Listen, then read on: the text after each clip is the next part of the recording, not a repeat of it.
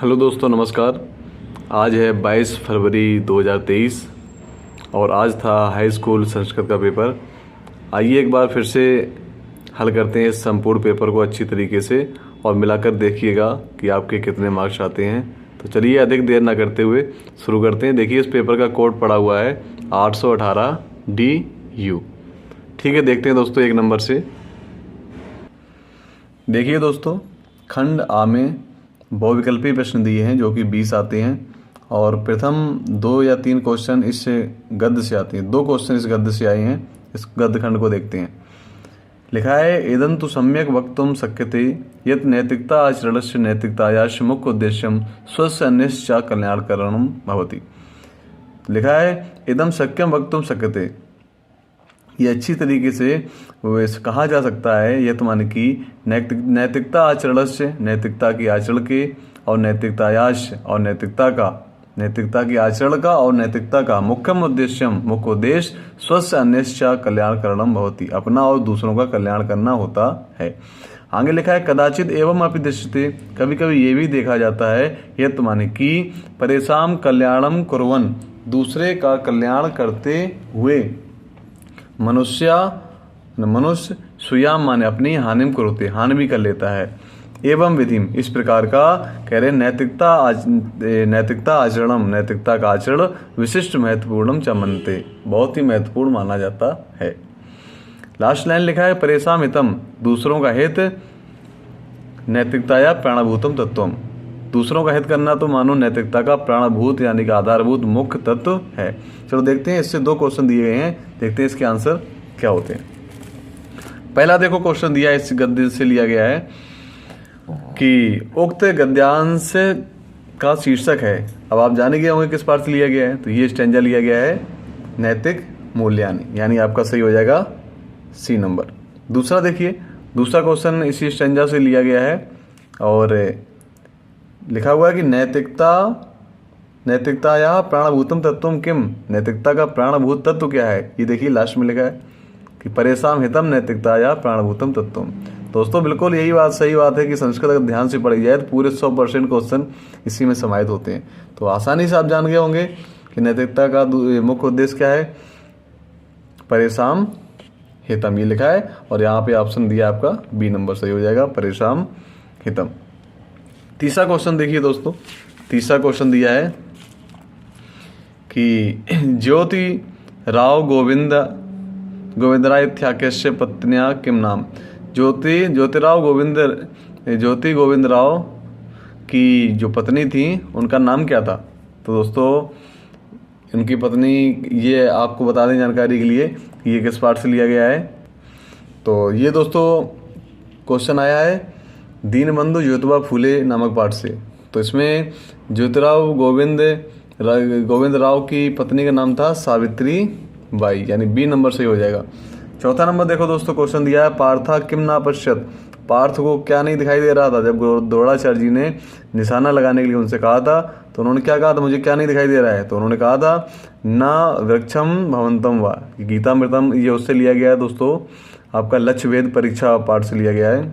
Question है कि पार्थ ने क्या नहीं देखा, पार्थम किम ना पश्यत, तो ना वृक्षम भवंतम वा, यही कहा था गुरु द्रोणाचार्य से, ना तो मैं वृक्ष को देखता हूँ ना ही आपको। तो चौथे में ए सही हो जाएगा।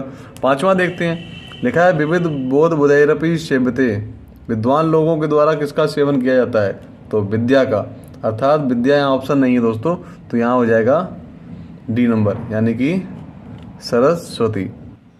तो दोस्तों ये 5वां नंबर पाठ लिया गया था सूक्ति सुधा नामक पाठ से, क्योंकि पदखंड यानी श्लोक का पाठ था।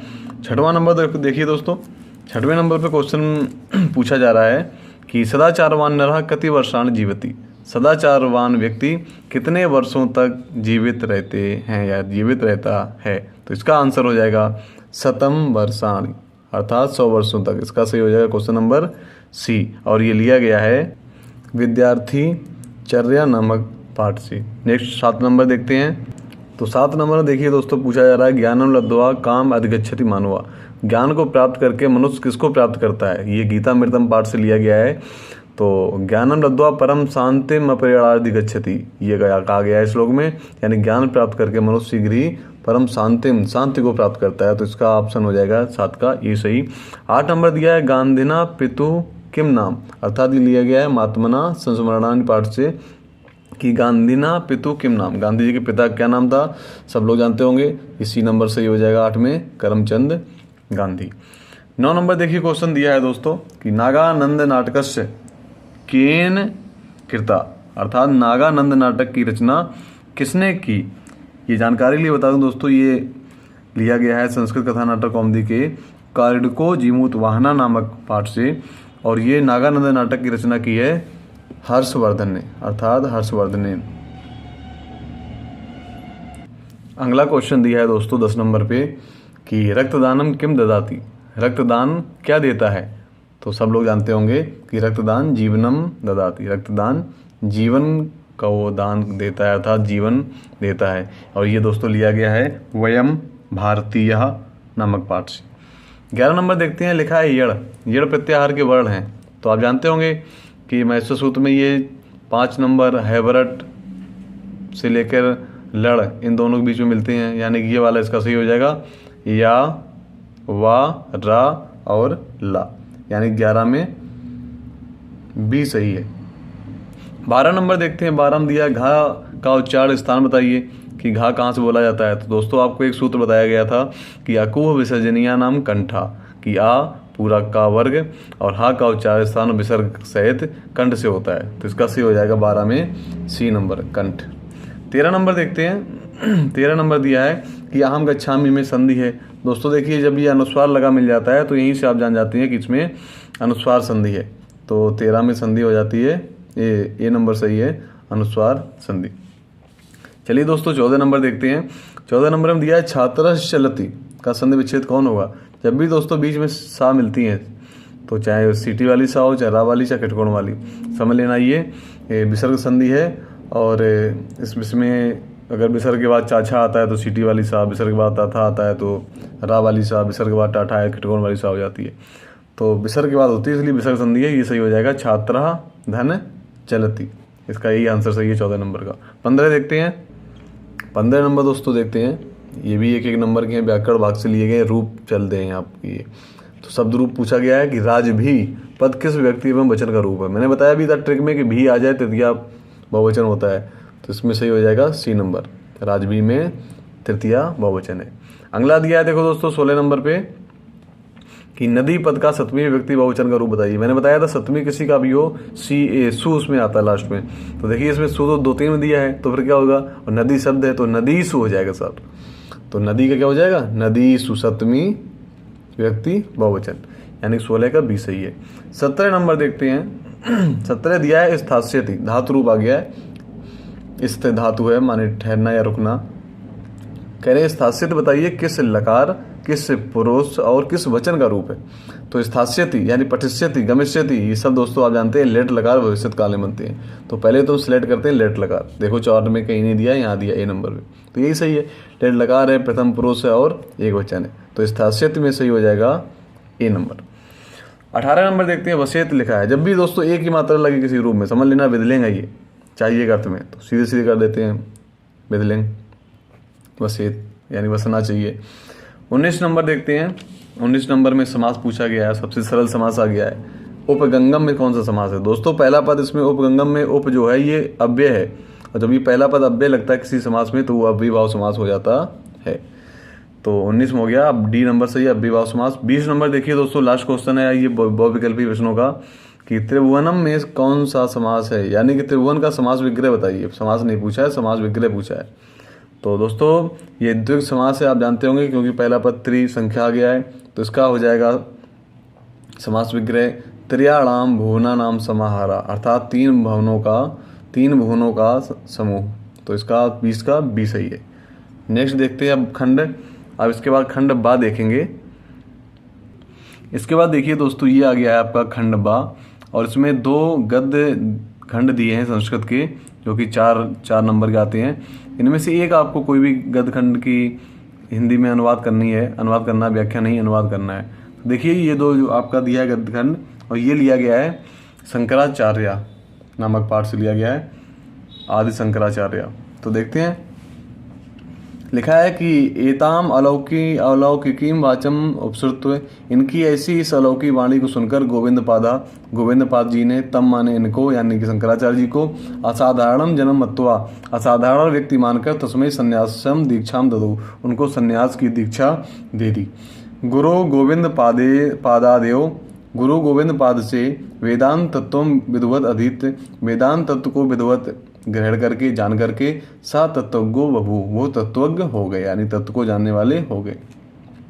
लिखा है आगे, षष्ठी रहस्यम अधिगम्य, षष्ठ के रहस्य को जानकर गुरु आज्ञया सा, और गुरु की आज्ञा से वैदिक धर्मोद्धारणार्थम, वैदिक धर्म के उद्धार के लिए दिग्विजयाय, दिशा की विजय के लिए प्रस्थिता, ये निकल पड़ते हैं। तो कैसे चलना होता है इनका, लिखा है ग्रामात ग्रामम, गांव से गांव, नगरान नगरम अटमन, और नगर से नगर अटमन माने घूमते हुए, विद्वद्भिश्च शास्त्रार्थम चर्याम कुर्वन्, और विद्वानों से शास्त्रार्थ करते हुए सह काशीम प्राप्ता, वो एक दिन काशी पहुंच गए। अगर दोस्तों इस प्रकार आपने अनुवाद लिखा है तो बिल्कुल आपके पूरे 4 में 4 नंबर मिलेंगे। नेक्स्ट देखते हैं, और ये है दोस्तों पहले का खा, गद्यांश 2 में एक ही करना है, इसकी व्याख्या देख लेते हैं। अगर आपने ये किया तो देखिए सही है कि नहीं है। ये लिया गया दोस्तों गुरु नानक देवा नामक पाठ से। तो लिखा है, पिता तस्य तद्व्रतम संस्कृत, पिताजी ने उनके इस प्रकार के व्रतम माने समाचार को सुनकर खिद्यमानम, बहुत ही दुखी हुए, विषम चुकोप, और बहुत ही क्रोधित हुए। तदानीमेव नानकस्य भगनीपति, तभी नानक जी के भगनीपति माने बहनोई जयरामा आगता, जयराम जी वहाँ आ जाते हैं, और तम अखिलम उदंतम ज्ञात्वा, और उस सब संपूर्ण वृत्तांत को जानकर तम स्वनगरम, वो उसे अपने नगर सुल्तानपुरम अनेत, सुल्तानपुर ले जाते हैं। तत्तृतीया शासक, वहाँ के शासक नवाब दौलत खां युवक नानकस्य, युवा नानक के व्यवहार कौशलता से, शील और मधुरया वाचा और मधुरवाणी से संतुष्ट होते हैं। और लिखा है, सन तम स्व अन्न भंडारागारे नियुक्तवान, और वो उन्हें अपने अन्नागार में यानी भंडार गृह में नियुक्त कर देते हैं। इसके बाद देखते हैं दूसरा क्वेश्चन भी दोस्तों 4 नंबर का है। इनमें से किसी एक पाठ का सारांश आपको हिंदी में लिखना है, चाहे नैतिक मूल्यांकन के पाठ के आधार पर इस पाठ का लिखिए सारांश, या फिर आदि शंकराचार्य जी के पाठ पर लिखना है, या फिर गुरु नानक देवा इनके ऊपर, यानी कि इस पाठ का सारांश लिखना है। इन 3 में से एक करना है, और ये आता है 4 नंबर का। चलो इसके बाद देखते हैं 3 नंबर। 3 नंबर में देखो 2 श्लोक दिए हैं, 3 नंबर में 2 श्लोक दिए हैं, और 2 श्लोकों में से आपको एक श्लोक की व्याख्या करनी है, और ये भी आपका 4 नंबर का आता है। तो देखते हैं, पहला लिखा है, भाष्यम एकम भाषमिति दौड़म पार्थो अभ्यभाषते नातु वृक्षम भवंतम व पश्यामिति च भारत। तो ये लिया गया दोस्तों लक्ष्यवेद परीक्षा से। और जब द्रोणाचार्य जी ने पूछा अर्जुन से कि क्या तुम इसमें देख रहे हो, तो अर्जुन ने कहा कि पश्याम एकम भाषमिति, कि मैं इस भाष पक्षी को ही देख रहा हूँ। इति दौड़म पार्थो अभ्यभाषत, द्रोणाचार्य जी ने पार्थ से फिर पूछा, क्या भाष पक्षी को देख रहे हो? तो अर्जुन क्या कहता है, भारत यानी अर्जुन कहता है, ना तो वृक्षम भवंतम व पश्यामिति च भारत, कि ना ही मैं आप वृक्ष को देख रहा हूँ, ना ही आपको देख रहा हूँ, सिर्फ भाष पक्षी को ही देख रहा हूँ। खा नंबर देखिए, खा नंबर आया है कि एकाकी चिंतित नित्यम विभक्ति हितमात्मना एकाकी चिंत्यानो ही परम श्रेयो यदि गच्छति। तो ये दोस्तों लिया गया आपका विद्यार्थी चर्या नामक पाठ से, और इसका अर्थ इस प्रकार हो जाएगा। तो इसका अर्थ है दोस्तों कि एकाकी चिंत्य नित्यम विभक्ति हितमात्मना, आत्महित को ध्यान में रखते हुए एकाकी चिंत्य नित्यम, एकांत में हमेशा आत्मचिंतन करना चाहिए, क्योंकि एकाकी चिंत्यानो ही, एकाकी होकर चिंतन करने पर व्यक्ति परम श्रेयो यदि गच्छति, परम कल्याण को प्राप्त होता है। 4 नंबर देखते हैं। 4 नंबर में दोस्तों सूक्तियाँ दी गई हैं, 4 नंबर में सूक्तियाँ दी गई हैं, और इन 3 सूक्तियों में से हमें सिर्फ एक करनी है, और वो भी 3 नंबर की ये दी गई है। तो देखो मैंने इनमें लिखा भी है कि जो पहली सूक्ति दी है तो वो दी गई है आपकी कि छियंते खल्लु भूषण सत्यम वाग भूषणम आभूषणम। ये आपकी सूक्त सुधा से ली गई है कि जितने भी आभूषण हैं वो एक दिन समाप्त हो जाते हैं, लेकिन वाणी रूपी आभूषण हमेशा बना रहता है। इसकी व्याख्या लिखनी है। या फिर विद्या ना या अपेक्षित भक्त कारली, कि वो विद्या नहीं है जो विष्णु की भक्ति ना प्रदान करती हो। इस पे आपको लिखना है सूक्ति। ये भी आपकी सूक्ति सुधा से ली गई है। तो दोस्तों सूक्ति सुधा से इस बार काफ़ी कुछ पूछा गया है, सूक्तियाँ भी आई हैं और श्लोक भी आया है। गा नंबर में लिखा है समत्वम योग उच्चते, ये गीतामृतम से लिया गया है कि इस चीज़ को हम समत्व योग कहते हैं।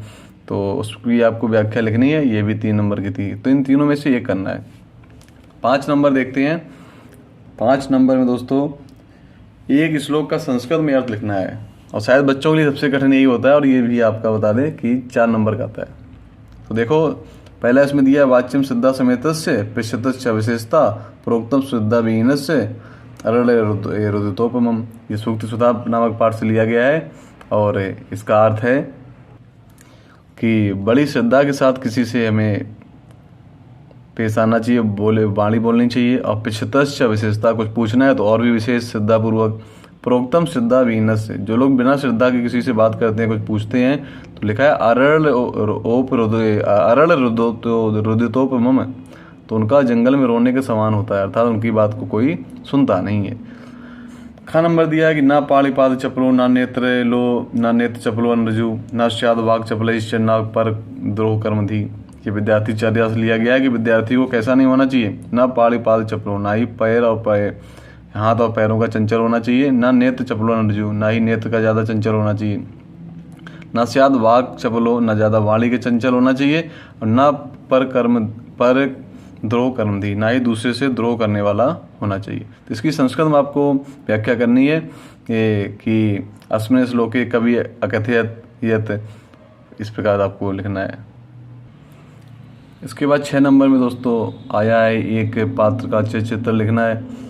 कारणको जीमूत वाहना पाठ के आधार पर जीमूत वाहन का, या फिर यौतुक पाप संचय के आधार पर विनय का, या फिर वयम भारतीय पाठ के आधार पर या अध्यापक का। तो ये भी आपका जो है 4 नंबर का आता है। तो इनमें से जो भी आपको करना है वो आप करते हैं। तो देखिएगा, ये भी अगर आपने सही लिखा है पर्याप्त, तो इसमें भी आपको 4 नंबर पूरे मिलते हैं। नेक्स्ट देखते हैं। इसके बाद देखिए कि 6वें के खा में प्रश्नोत्तर आते हैं। इनमें से किसी एक प्रश्न का उत्तर आपको लिखना है, और वो भी उसके लिए 2 अंक निर्धारित किए जाते हैं। लिखा है सुमेधा कस्य पुत्री आसीत। ये यौतुक पाप संचय नामक पाठ से लिया गया है कि सुमेधा किसकी पुत्री थी, तो आपको मालूम होगा विनयस, यानी विनय की पुत्री थी। आंसर हो जाएगा विनयस्य। फिर है महात्मा गांधीना महोदयस्य कस्त जन्म कुत्र अभवत। महात्मा गांधी महोदय का जन्म कहाँ हुआ था, सभी जानते होंगे, और ये लिया गया महात्मा संस्मरणानी पाठ से। तो जहाँ लिखा है कुत्र, वहाँ आप कर देंगे पोरबंदर नगरी। अब अभवत तो बना ही रहेगा, तो पोरबंदर नगरी। अगला लिखा है क्वेश्चन कि जीमूत, तो इनमें 3 में से एक ही करना, जो भी आपको सरल लगे, मैं सभी बता दे रहा हूँ। लिखा है जीमूत वाहना कश्य पुत्र आसीत। ये जीमूत वो कारणको जीमूत वाहना पाठ से लिया गया है।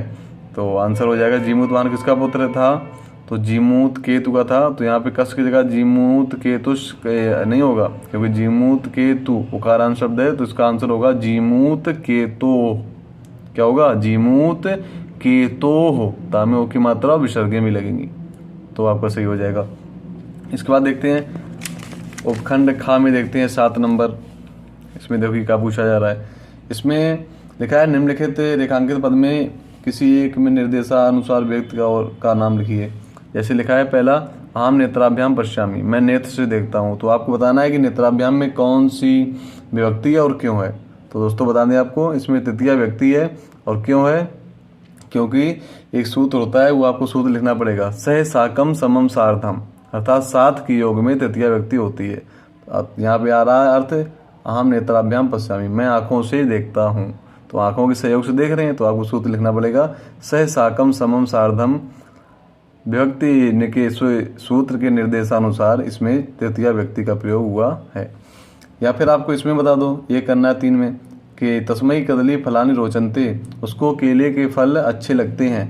तो इसमें बताइए तस्मई में कौन सी व्यक्ति है और क्यों है, किस सूत्र के अनुसार। तो दोस्तों तस्मई में चतुर्थी व्यक्ति है, और क्यों है, तो उसके लिए आपको सूत्र लिखना पड़ेगा, रुच्यर्था नाम प्रियमाणा।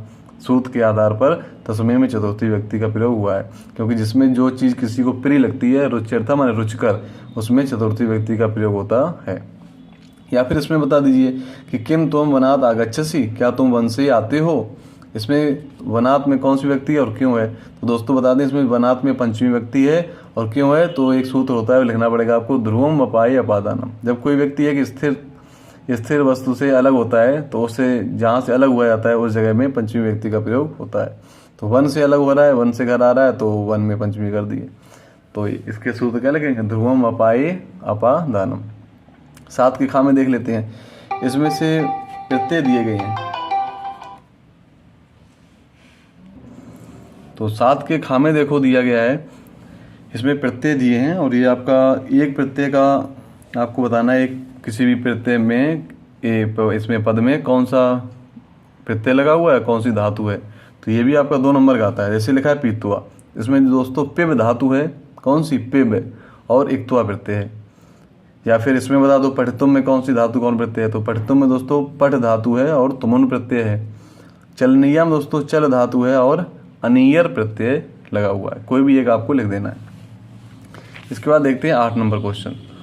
8 नंबर में दिया है एक वाक्य का वाच्य परिवर्तन करना है। 8 नंबर में देखो दोस्तों दिया है वाच्य परिवर्तन करना है, लिखा है एक में करना है और 3 नंबर का ही आता है। माता पत्रम लिखती, माता पत्र लिखती है, माता हम तृतीया कर देंगे, मात्रेण पत्रम, इसमें हो जाएगी दोस्तों आत्मनेपदी क्रिया लिख्यते, तो मात्रेण पत्रम लिख्यते। दूसरा दिया है रामेण गम्यते, तो इसका वाच्य परिवर्तन यानी रामेण तृतीया हो गया, इसको फिर प्रथमा में ले आएंगे, यानी रामः और गम्यते की जगह हो जाएगा परस्मैपदी धातु गच्छति, रामः गच्छति। तीसरा दिया करुणेश पुस्तकम पठति, तो इसमें भी तृतीया लगा देंगे करुणेश में, तो करुणेशेण पुस्तकम पठते। 9वां नंबर देखते हैं, इसमें किन्हीं 3 वाक्यों का संस्कृत में अनुवाद करना है और ये 6 नंबर के हैं, यानी 1 2 नंबर का आता है, 3 आपको करने हैं। तो ये जो भी आपको सरल लगे उसको आप आसानी से कर सकते हो। तो इसमें दोस्तों कोई भी 2-3 वाक्य आप बना सकते हैं। जैसे लिखा है क्या मैं खाऊं, किम अहम खादामी, मैं पिताजी के साथ बाजार जाता हूँ, आम पित्रेण से आपणम गच्छामि, अग्नि के लिए स्वाहा अग्नाय स्वाहा। तो और भी ये सब सरल ही दिए, कोई भी आपको 3 वाक्य बना देना है। जैसे ये भी दिया पुत्र पिता से रामायण पढ़ते हैं, तो कोई भी आप आसानी से 3 वाक्य कर सकते हैं। 10 नंबर में दोस्तों एक निबंध आता है संस्कृत में लिखने के लिए और वो 8 नंबर का आता है, दिखा दें आपको 8 नंबर का है। तो ये इसके विषय दिए हैं, चाहे सत्संगति पे 8 लाइनें लिखो, या उद्यम पे, या अस्माकम देशा पे, या विद्या विज्ञानाय पे, या माँ कवि वाल्मीकि जी पे।